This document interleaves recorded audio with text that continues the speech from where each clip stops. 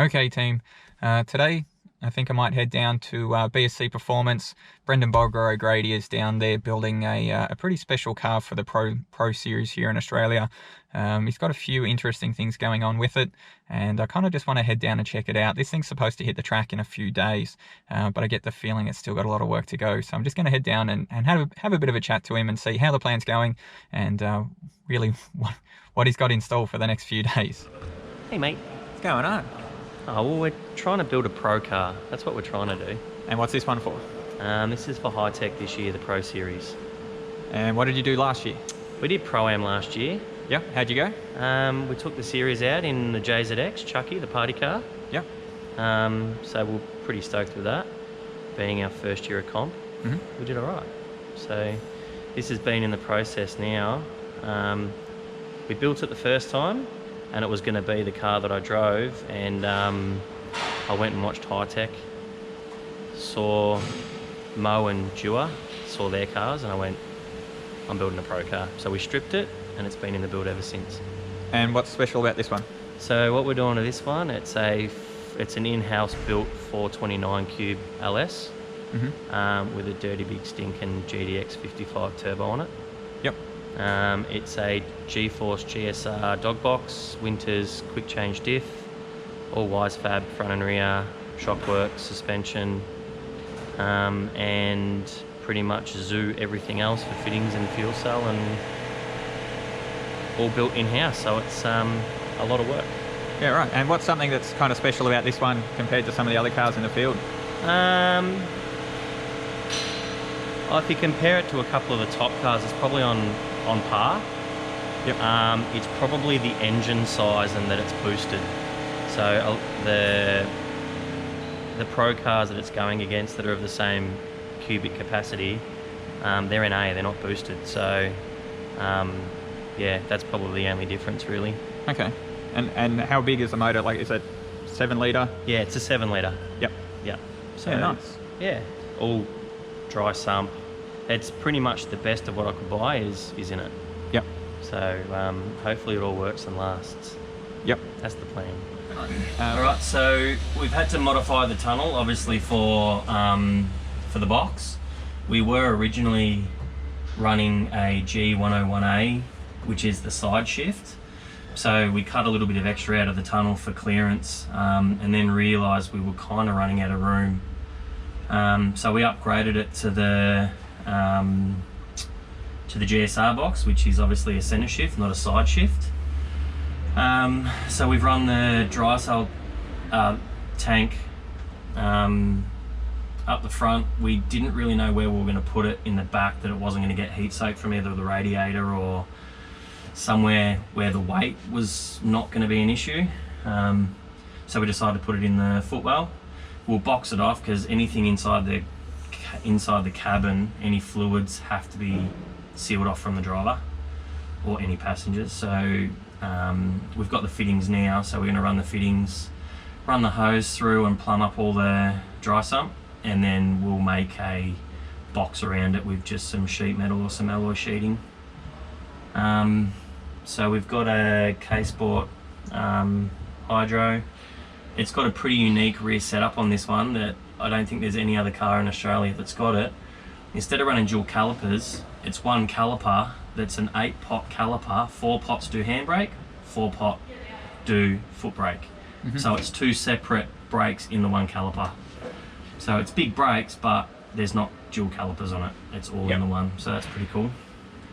And in terms of how you're aligning this here, is the shifter coming straight up? No, shifter will come back. Okay, yeah. So we've got a shifter there, we've just got to modify it a little bit. Once I get the seat in and we get the seating position right, then I'll feel where that's comfortable. Yep. And set that up.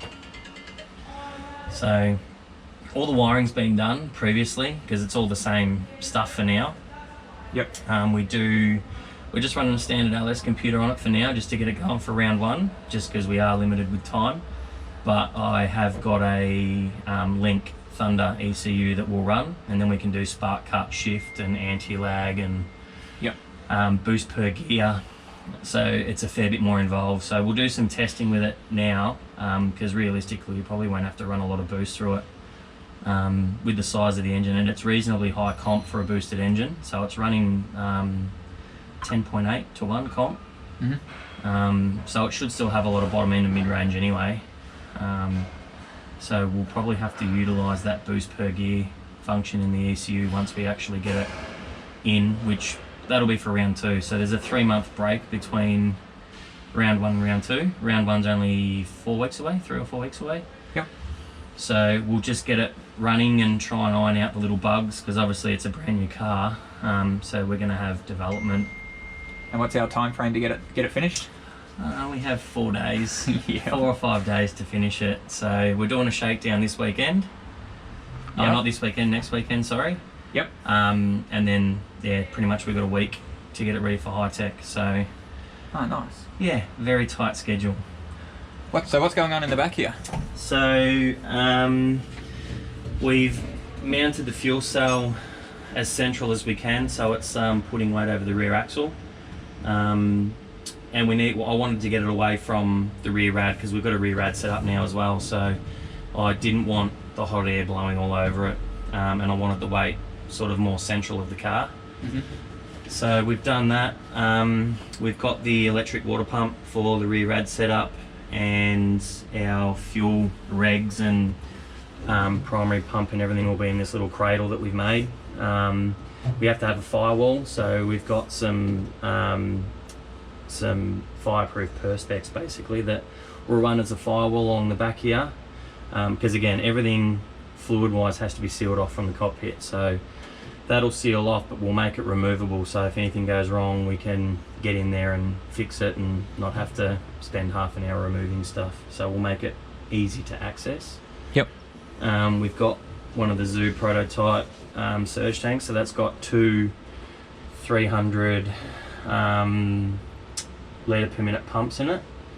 That's all internal, so you can't see it, but it's a prototype that they're running. All looks pretty good gear. All the pumps just bolted straight in, so yeah, we're just waiting on some fittings and stuff, so that we can finish plumbing up all the water lines. I think the boys are actually working on the water lines now, and there we can plumb the fuel up and make a tunnel, and happy days. In here will be just about done. And let's have a look at your rad.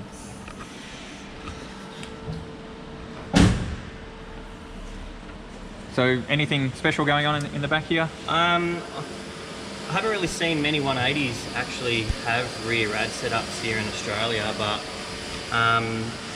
basically I just looked at a few different ones around the world and picked out what I liked about them, and then made this. So all the mounts are fairly central, so that if we get any hits in the side, it shouldn't push or damage the radiator, which means, you know, we should be able to finish a run if we do get hit, or if something goes wrong we can finish the event and then repair it later. Radiator was supplied by Zoo, so we've got a couple of big thermos coming for it. They're just not here yet, and once the thermos get here and we'll work out where they're going to go, we'll cut the shroud to suit the fans. But I wanted to leave all the back end open so it gets rid of the air, and we'll just run some perspex on the rear hatch, so that it basically covers the radiator, but you just get all your nice clean airflow into the radiator. So again, it's weight over the rear. We've got the RTS Winters diff as well, so that's a quick change diff. So the idea of that is, having a dog box and only 4 gears, you basically want to be third and fourth. So whether you're chasing in third and leading in fourth, or you know, whatever the track layout is with gear ratios, it's a 5-minute job to change the ratios. So during practice, you go out and make sure that the ratios are right. If they're too tall or too short, change them so that you can run the track in third and fourth with no problem. So how many pro drivers in Australia are using a Winters diff like this? There's a few now. Everyone's pretty much swapping over to them. So it's, when we planned on doing it, I think there was only maybe 2 or 3 guys running them. They're starting to become more common now because their strength, they're a 10-inch diff, so they're pretty strong. They can handle some big power. This one's rated at 1500 horsepower, I think. So Yeah, right. Which we're going for 1000 horsepower, and we'll probably back it off from there because it's too much power for what we need. But I just want 1000 horsepower. Yep. So it's pure wank factor. No other reason. Nice. So what is it? So this is doesn't look like much because it's all put together now. Yep. So this is the in-house built stroker. So I probably can flip it over so we can see. So a little bit different on this build to what we normally do. This is the first time I've ever run a solid shaft rocker. So the standard rocker on these is this setup, which is just a small aluminium stand and then little bolts, little rockers, not much support so they can move around. The idea of this is it's a secured stand with solid shaft, so no movement. It is a solid cam shaft in this, so there's no hydraulic lifters, so I've got to manually set the tappets, but it's for big revs. So this thing has been built to rev out to 9,000 RPM. So and where will you set the rev limit? I'll just have to drive it and see, and the cam's been spec'd by a company in the States that do all the NASCAR stuff, so do all big revving stuff over in the States. So they spec the cam and sold me all the rocker gear and everything. Okay. Yep. So all the valve train was supplied by them. So they basically set all that up for me and said this is what I need for what I want. Yep. First time for me, so there was a bit of setting up, stuff that I'm not used to. So they give you all the info to check it and set it up properly, but there was a lot of mods I had to do to it that I wasn't expecting. Yep. But again, it's not something that is built for it, it's an aftermarket thing, so there's going to be mods needed. And how often will you need to readjust them? Well, I'm not really sure, being that I've never actually done a solid cam in an LS before, because the whole point of running these engines and running big cams is you can do it with a hydraulic lifter, so there's no maintenance. Yep. But being the fact that this will probably only get driven like a dozen times a year, the maintenance is just part of it, you know, big performance, lots of maintenance. So yep. I reckon after every round we'll be checking them and we'll have a routine that we go over everything. So, but again, first time for us, but so yeah, the rockers and this whole valve train setup is new for us, but I'm really excited to be able to get some good solid revs out of it, and that's why we've gone dry sump as well. Standard oil pump just wouldn't be able to handle those RPM, so we've gone to dry sump to sort of help it with that. Nice. Help cooling and everything as well. So I can flip it over and we can have a look at the, yeah, so this has got forged crank, forged I-beam rods and a JE forged piston. So it does have Darton sleeves, so the sleeves are a little bit longer than what the standard bore is. So one of the things we find with strokers is the piston will hang out the bottom of the bore. So that sort of worries me a little bit if you're doing big revs. You can get a bit of a rattle in the piston at the bottom of the bore. So the sleeves being longer and having a relief for the counterweights, the pistons can hang down that little bit and they're not actually coming out of the bore. Yep. So especially for big revs, the piston's supported the whole way. But yeah, so this is all, we had all these cranks and rods and everything made. So we've probably done about 8 of these engines now. Not in this higher cubic capacity, but just your standard 383 stroker or your 408. Joe's got one in his car that makes good power, high comp. So they work well. Lots of torque, good for drifting. Yep. So hopefully this thing's an animal. So how long before this is on the dyno?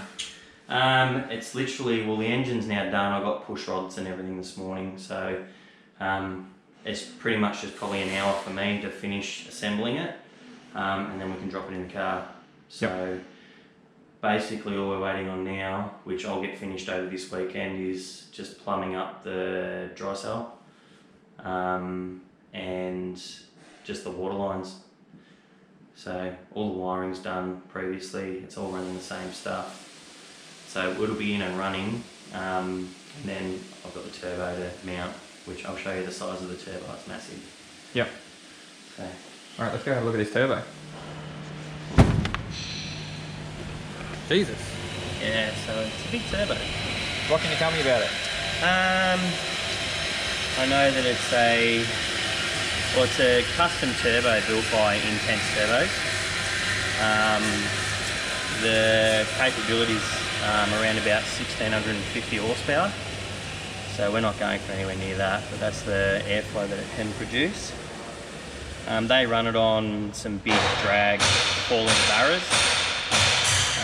So they've done it specifically for our car. They do billet. They've got a unique system that they use. There's no thrust bearings, so pretty much you can put as much boost as you want through it. Their bearing system, it's completely different to any other turbo, so it spools earlier and can handle a lot of thrust load. Yep. So not that we really need that in this car, but that's just the system that they use. Yep. With a billet core, so it's basically the size-wise you can compare it to a GDX 55. Yep. So it's quite a big turbo. And what boost do you think you'll be running to make the 1000? I think we'll only, with the airflow this can make, it'll be around about the 5 pound. Okay. Yep. So around about 5 to 8 pound with this turbo is all we need to make the 1000 horsepower. Yep. But I mean, we can push it up to 20, 25 pound if we really need to. Yep. So the engine is built to handle that power, or that boost, sorry. So, yep. But like I said, I definitely won't need that power drifting. It's just I've wanted a car that's 1000 horsepower, so that's what I'm going for. And yep. We can always turn the boost down if we need to. Once I put the link in it, we'll be able to control the boost a lot better. So that's my goal. My goal is once I get that ECU in there, it'll work really well with this turbo. And with that ECU, in addition to doing boost by gear, are you able to do boost by rev range as well? I've never tried. You'd be able to. Yep. I've never done it that way, but you'd be able to. Okay. I just see for drifting it might have some advantages or some opportunities. Yeah, I think this thing in like first and second gear will just be stupid anyway with traction. So yep. Yeah, it'll be third and fourth, or especially fourth, what you really need the boost anyway. First, second, you're not going to need any boost. Yep. But we can put in anti-lag and all that stuff if we need to as well. I don't think it's going to need it, but until it's on there and we're dynoing it, we'll see how it goes. Yeah, I was just noticing, even with this wheel, like there's a lot of mass to it. So same thing, being a 7 litre, you wouldn't expect it'll need anti-lag, but can't hurt. No. Once it's spooling, I don't think there'll be much stopping it, so it should be good. Yeah, nice. But we'll wait and see. All right, well, it looks like they've got a lot to do on that car in the next few days. It'll be interesting to see if they can get it done. I'm going to keep in touch with Bogger. The moment that thing hits the dyno, I really want to head down there and see what kind of numbers that it makes. So I'm guessing that's what the next video is going to be. I'll see you in the next video.